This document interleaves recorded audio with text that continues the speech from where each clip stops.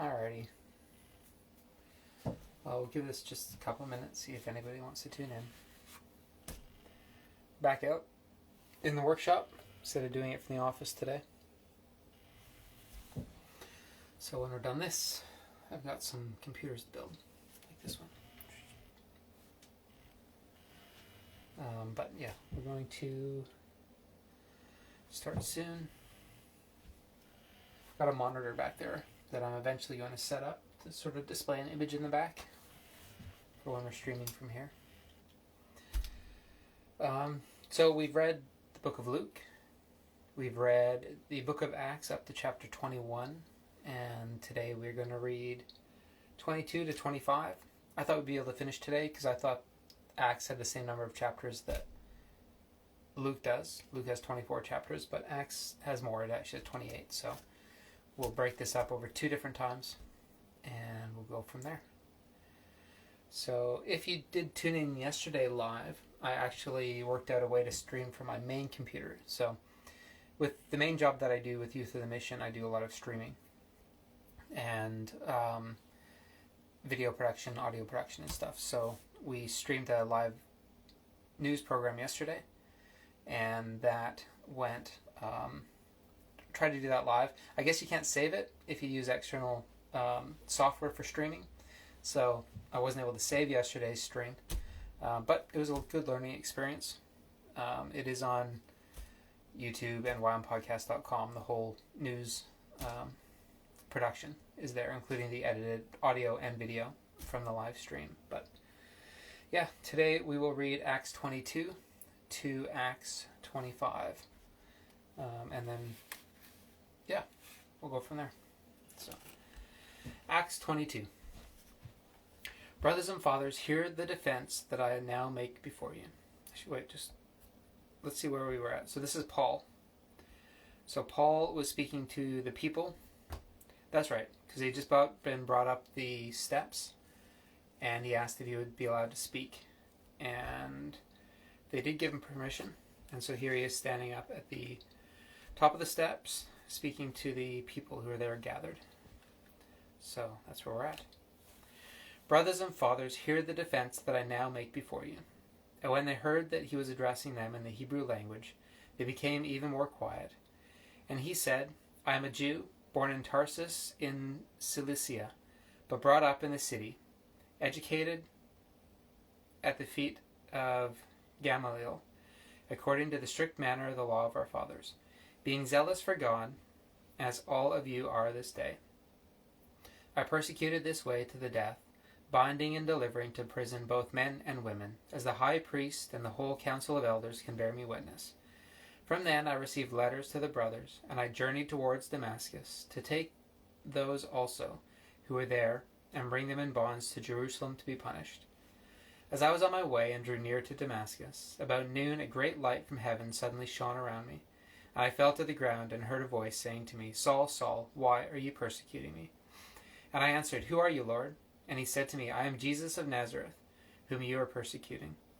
Now those who were with me saw the light, but did not understand the voice of the one that was speaking to me. And I said, What shall I do, Lord? And the Lord said to me, Rise and go to Damascus, and there you will be told all that is appointed for you to do. And since I could not see because of the brightness of that light, I was led by the hand by those who were with me, and came into Damascus. And one Ananias, a devout man according to the law, well spoken of by all the Jews who lived there, came to me, and standing by me said to me, Brother Saul, receive your sight.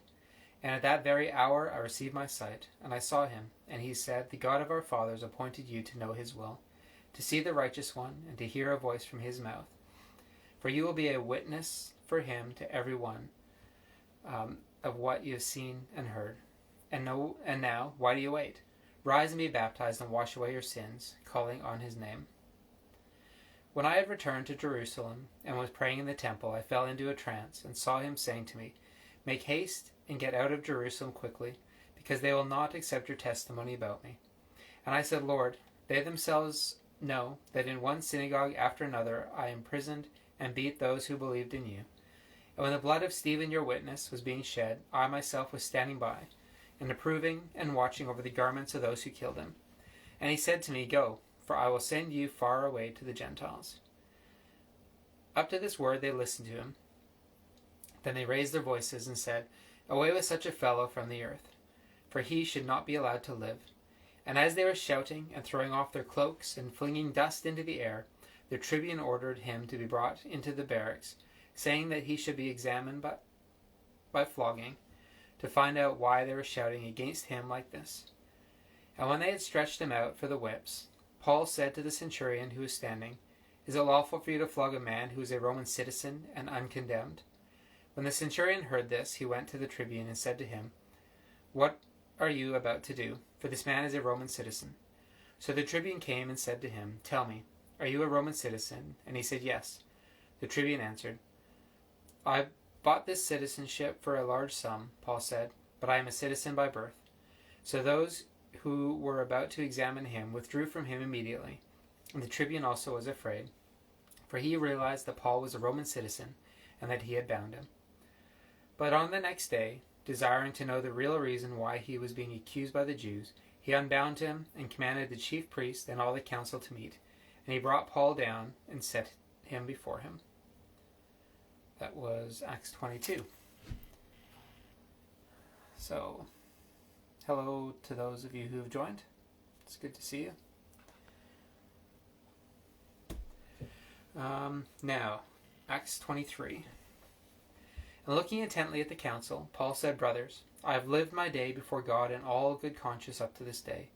And the high priest, Ananias, commanded those who stood by him to strike him on the mouth. Then Paul said to him, God is going to strike you. You, whitewashed wall, are you sitting to judge me according to the law, and yet contrary to the law you order me to be struck?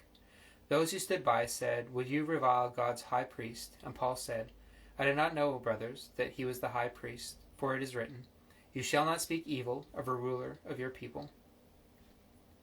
Now when Paul perceived that one part were Sadducees and the other Pharisees, he cried out to the council, Brothers, I am a Pharisee, a son of a Pharisee. It is with respect to the hope and the resurrection of the dead that I am on trial.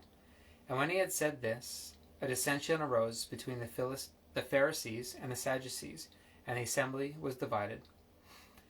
For the Sadducees say that there is no resurrection, nor angel nor spirit, but the Pharisees acknowledge them all. Then a great clamor arose, and some of the scribes of the Pharisees' party stood up and contended sharply. We find nothing wrong with this man. What, if a spirit or if an angel spoke to him? And when the dissension became violent, the tribune, afraid that Paul would be torn to pieces by them, commanded the soldiers to go down and take him away from among them by force and bring him into the barracks. The following night the Lord stood by him and said, Take courage, for as you have testified to the facts about me in Jerusalem, so you must testify also in Rome. When it was day, the Jews made a plot and bound themselves by an oath neither to eat nor drink till they had killed Paul. There were more than 40 who made this conspiracy. They went to the chief priests and elders and said, We have strictly bound ourselves by an oath to taste no food till we have killed Paul. And therefore you, along with the council, give notice to the tribune to bring him down to you, as though you were going to determine his case more exactly, and we are ready to kill him before he comes near. Now the son of Paul's sister heard of their ambush, and he went and entered the barracks and told Paul. Paul called one of the centurions and said, Take this young man to the tribune, for he has something to tell him. So he took him and brought him to the tribune and said, Paul, the prisoner, called me, and asked me to bring this young man to you, as he has something to say to you. The tribune took him by the hand, and was going aside, asked him privately, What is it that you have to tell me? And he said, The Jews have agreed to ask you to bring Paul down to the council tomorrow, as though they were going to inquire somewhat more closely about him. But do not be persuaded by them, for more than 40 of their men are lying in ambush for him, who have bound themselves by an oath neither to eat nor drink till they have killed him. And now they are ready, waiting for your consent. So the tribune dismissed the young man, charging him, Tell no one that you have informed me of these things. Then he called 2 of the centurions and said, Get ready 200 soldiers, with 70 horsemen and 200 spearmen, to go as far as Caesarea on the 3rd hour of the night. Also provide mounts for Paul to ride, and bring him safely to Felix the governor. And he wrote a letter to this effect. Claudius Lysias, to His Excellency the Governor Felix, greetings. This man was seized by the Jews and was about to be killed by them, when I came upon them with the soldiers and rescued him, having learned that he was a Roman citizen. And desiring to know the charge for which they were accusing him, I brought him down to their council. I found that he was being accused about questions of their law, but charged with nothing deserving death nor imprisonment. And when it was disclosed to me that there would be a plot against the man, I sent him to you at once, ordering his accusers also to state before you what they have against him.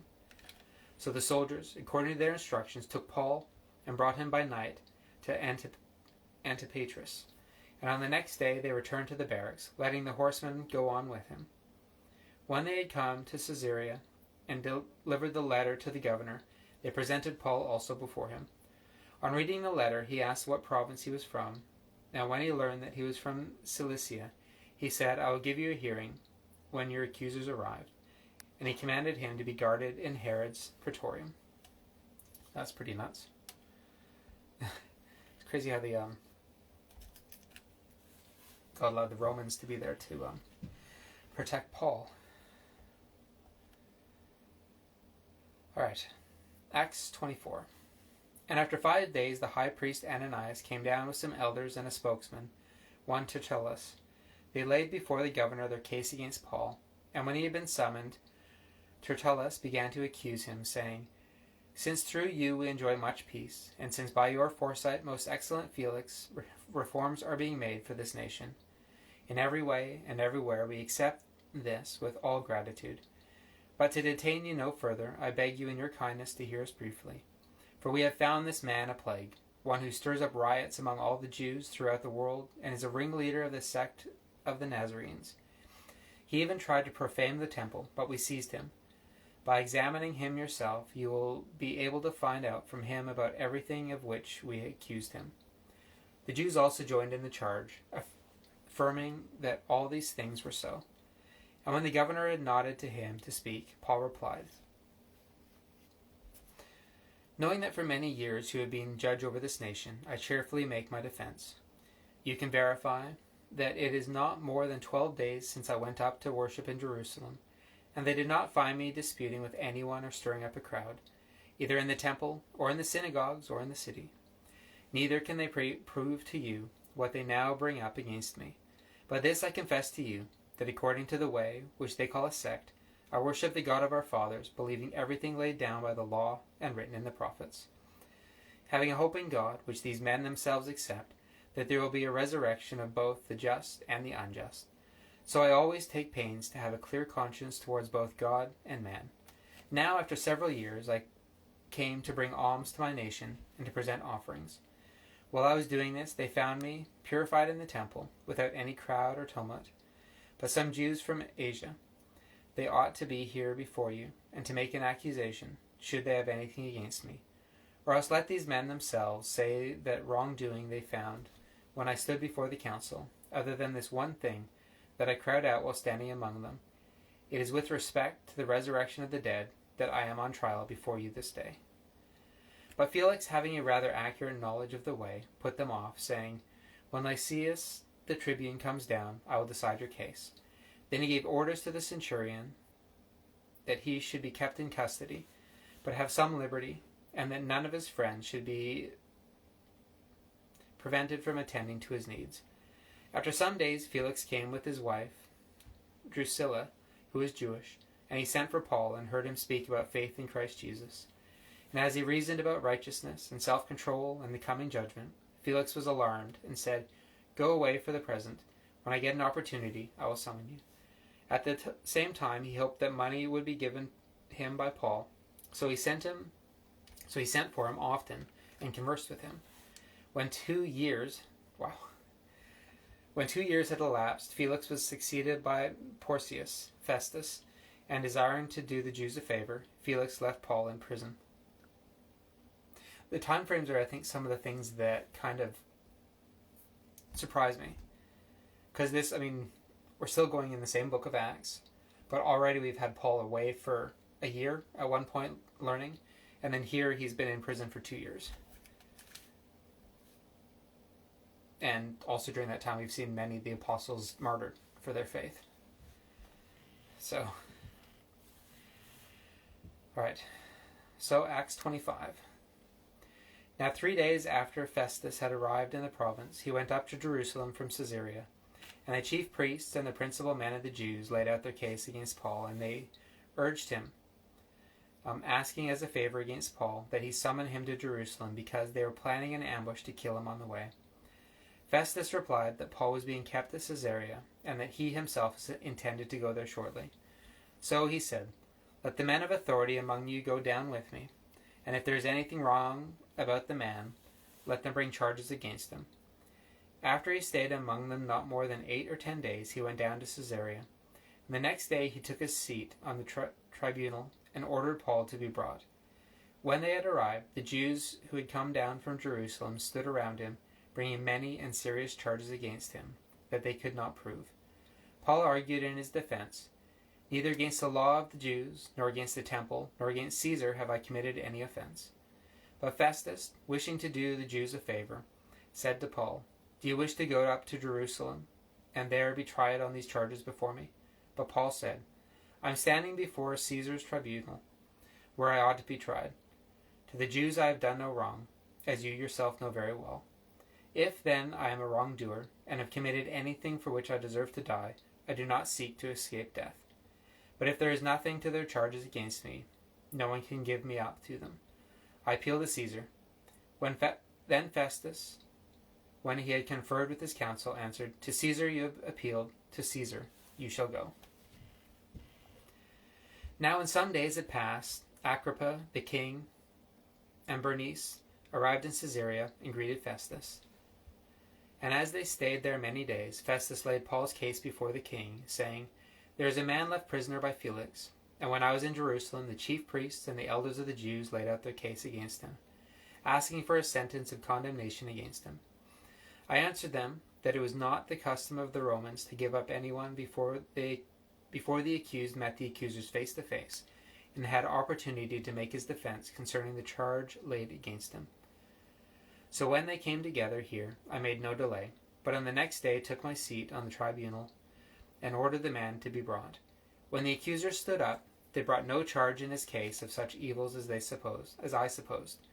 Rather, they had certain points of dispute with him about their own religion, and about a certain Jesus, who is dead, but whom Paul asserted to be alive.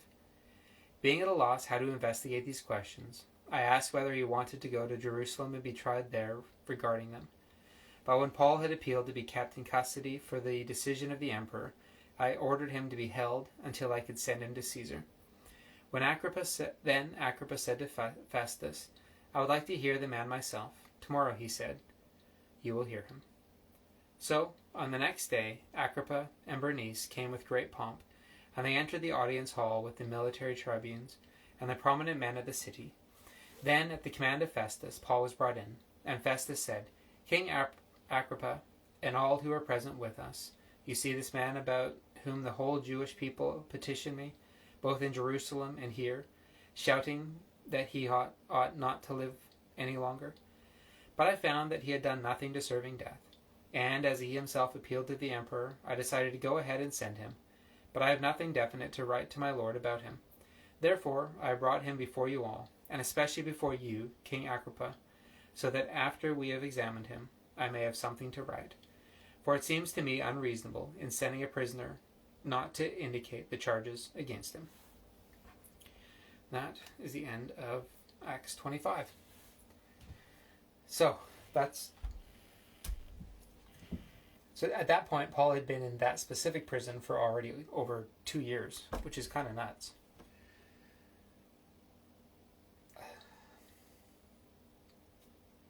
I'm really glad that the church that we're going to is encouraging us to read the Bible more and more, and even to read the same scripture over and over and over again. It's kind of opening my eyes to things that I might not have seen before, and not realized just like how long that period of time was, especially. So next time, which will be next week because it's already Friday night here, we'll get to read about Paul's defense before Agrippa and finish up the book of Acts.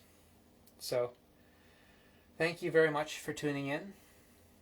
Once we are done the book of Acts, I'm still trying to pray about how to pursue, whether we do Luke again, but just digging in more, or maybe keep reading, but we'll see what we do. But thanks again for tuning in. Berserker Bear, good to see you. Thanks for commenting and for listening again. Do hope that you have a good day, and we will catch you next week.